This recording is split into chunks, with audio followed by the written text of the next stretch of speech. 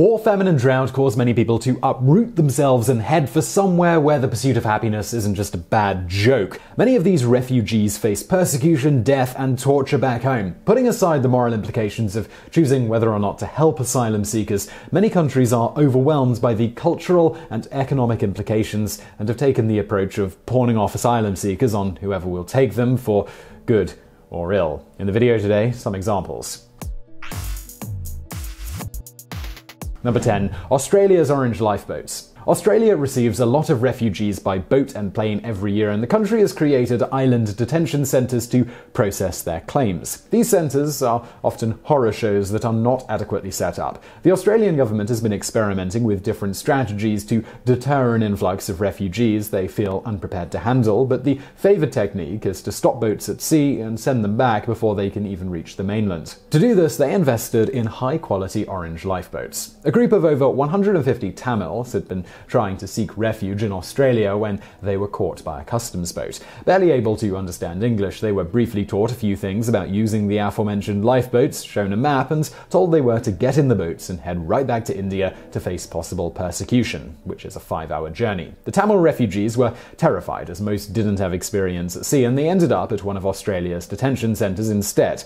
There they were able to take their complaint to court, where they also alleged that they were separated from their children for days and were generally abused. Australia has also been under fire in recent years for sending back Sri Lankan refugees to what will almost certainly be terrible treatment from the government that they were trying to escape. Recently, a group of 37 were sent back and immediately arrested. To make matters worse, Australia decided to determine these people's refugee status at sea without taking the time to vet them properly. Number 9. Europe's asylum hot potato. Europe also has more than a bit of an immigration problem, and many European countries don't want to deal with it. When someone comes to Europe as an immigrant seeking refugee status, they often have to pass through, stay, or seek asylum in multiple countries. A complicated system emerged for passing the buck, which is called the Dublin system. It essentially states that a country can send back a person to whichever country in Europe they first sought asylum, as long as that country isn't likely to abuse the person's human rights. Asylum seekers, therefore, often end up bounced all over Europe trying to find a place to escape the regime that they're fleeing. For the most part, the system should work, but Greece is a weak link in the chain. While no one is sent directly to Greece due to concerns about the country sending back asylum seekers, countries across Europe will send their refugees to Hungary, who's happy to send them to Serbia, who will help them find their way to Greece. After that, the refugees often end up right back in their country of origin, but with more problems than when they left.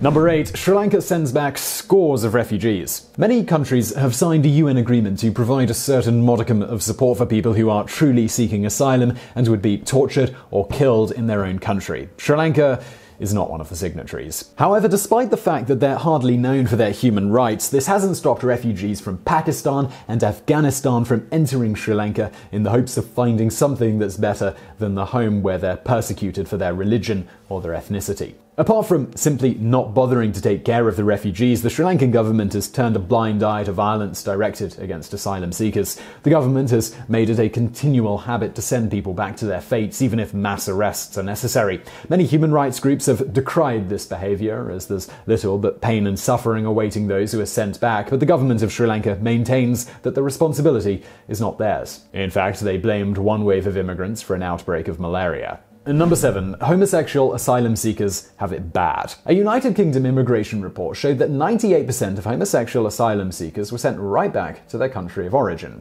The same report showed that the average rate of all people sent back was about 75%, which means there's certainly a level of discrimination going on. The report explains that interviewers are not trained to ask the right questions, and refugees are often not believed. However, there's plenty of reasons for these claims to be taken seriously. In many parts of Africa, being gay is still very much a punishable offence. If you're lucky, you'll just go to prison or a labour camp for a few years. If you're unlucky, you'll be sent back to a country like Uganda, which not long ago tried to pass a bill that would institute the death penalty for being gay. The final bill only demands life in prison, still more than enough of a reason to take claims of asylum based on sexuality very seriously.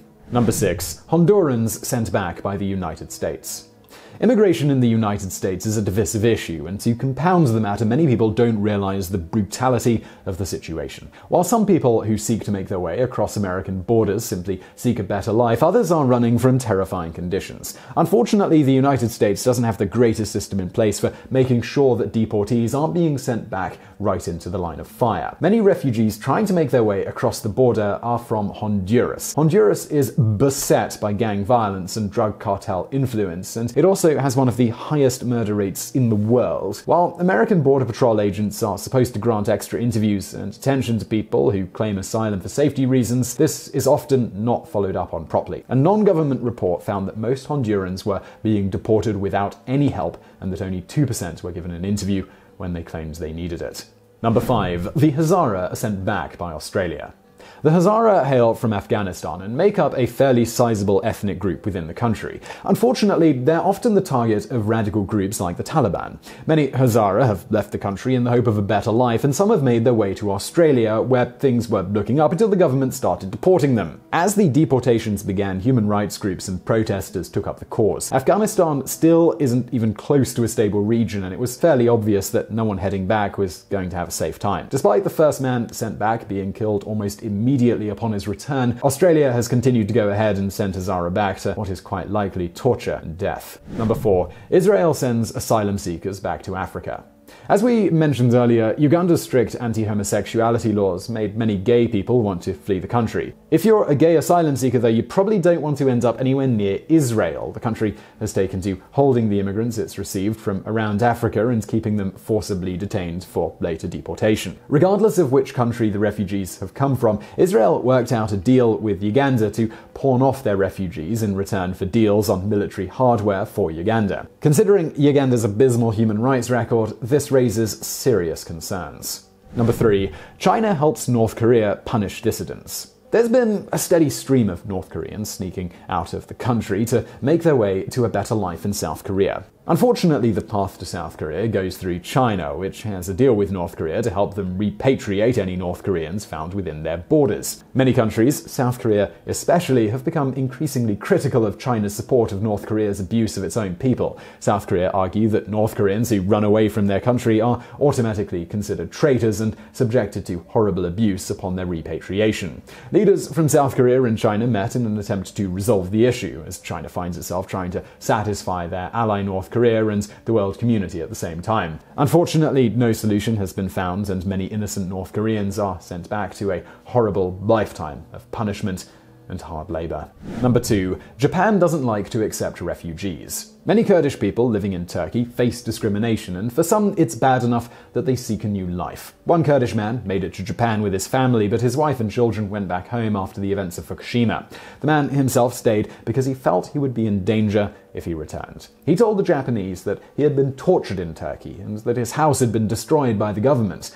The Japanese authorities, though, they refused his appeals. This isn't the first time that Japan sent Kurdish people back to Turkey, and it probably won't be the last. They're one of the least likely countries to accept refugees, and even if they grant you asylum, you may wish they hadn't. Their process is incredibly strict. In the rare cases they do let refugees stay, they grant them a permanent residency, but not actual citizenship or true refugee status. These refugees are given a small amount of money by the government, but only for the first few months. That would be fine if the intent was to get them on their feet, but they're not allowed to have jobs or do most other things that are important for being a functioning member of society. Japan has made it clear that they may let you stay for a while if you need help, but they're unlikely to ever accept you as part of their society. Number 1. The United Kingdom sends back Somalian refugees. Somalia is infamous for being one of the most impoverished and dangerous places in the world. We've all seen the news stories about modern-day piracy, and some Somalis have had quite enough of the sad state of affairs in their country. They've made their way to the UK rather than resort to piracy, and they find that they're not wanted there. It seems strange that asylum seekers are being sent back to a country with such a deplorable record of human rights, but some people believe that the capital city of Mogadishu is stable enough to start sending refugees back to. Human rights groups called Shenanigans, stating that Somalia was nowhere near safe enough. This is punctuated by some who were interviewed after being sent back. One man was searched and accused of spying upon his return, and he's afraid that he may soon be killed. One woman was deported back without the children that she left behind in a staging camp in Kenya. While the authorities are working to address the matter, one has to wonder how it happened in the first place. So I really hope you found that video interesting. If you did, please do give us a thumbs up below. Don't forget to subscribe. Brand new videos just like this every day of the week. And as always, thank you for watching.